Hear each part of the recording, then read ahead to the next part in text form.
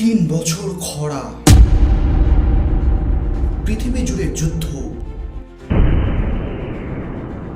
ভয়াবহ দুর্ভিক্ষ।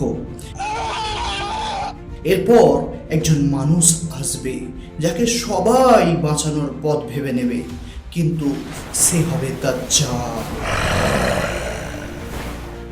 কি সেই সময়? আমরা কি দাজ্জালের যুগে প্রবেশ করেছি?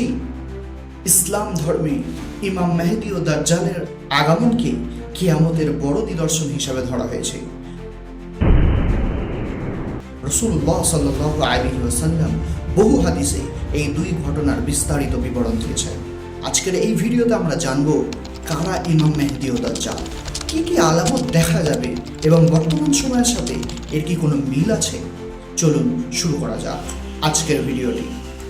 ইমাম মেহেদী হবেন শেষ যুগের একজন ন্যায়পরায়ণ মুসলিম নেতা।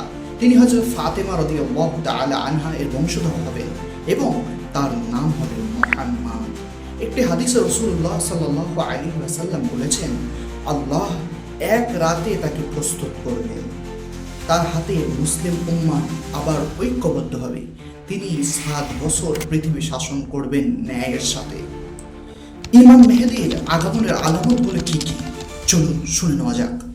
মুসলিম উম্মাহ দুর্বল হয়ে পড়বে,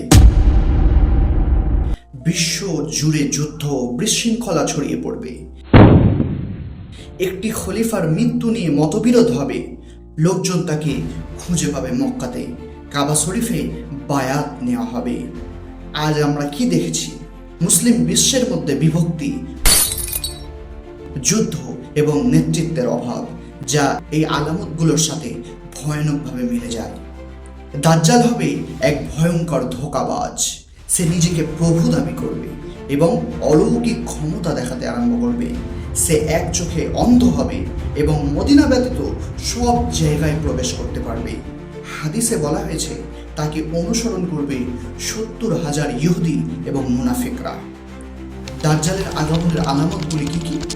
3 বছর খরা ও খাদ্য সংকট, মানুষের দিনের প্রতি উদাসীনতা, সত্য মিথ্যার পার্থক্য হারিয়ে যাবে, প্রযুক্তি ও মিডিয়ায় ফিতনা ছড়িয়ে পড়বে, দুনিয়ার প্রতি ভালোবাসা এবং মৃত্যুকে ভয় করা শুরু হবে।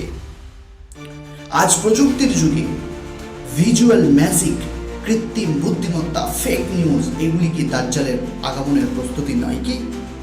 হ্যাঁ, অনেক আলামত বর্তমান বাস্তবতার সঙ্গে মিলে যাচ্ছে। হাদিসের মধ্যে এসছে বিশ্বের মধ্যে ফিতনা তৈরি হবে।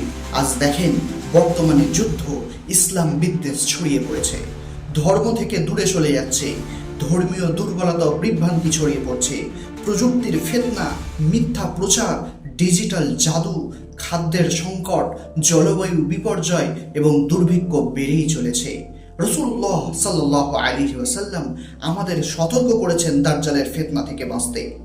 তাহলে আমরা কি করব এখন? 1. কোরআন ও সুন্নাহর প্রতি দৃঢ় থাকা। 2. সূরা কাহফের 10 আয়াত মুখস্থ রাখা। 3. ফিতনা থেকে দূরে থাকা। আর 4. সৎ আমল ও তওবা করতে থাকা। ইমাম মেহেদী ও দাজ্জালের আগমন কেবল ভবিষ্যতের কাহিনী নয়, বরং তারা আসবেই। এটাই রাসূলুল্লাহ সাল্লাল্লাহু আলাইহি ওয়াসাল্লাম নিশ্চিত করে গিয়েছেন। আমরা এখন কোথায় দাঁড়িয়ে আছি? সময় ঘনিয়ে এসেছে কি?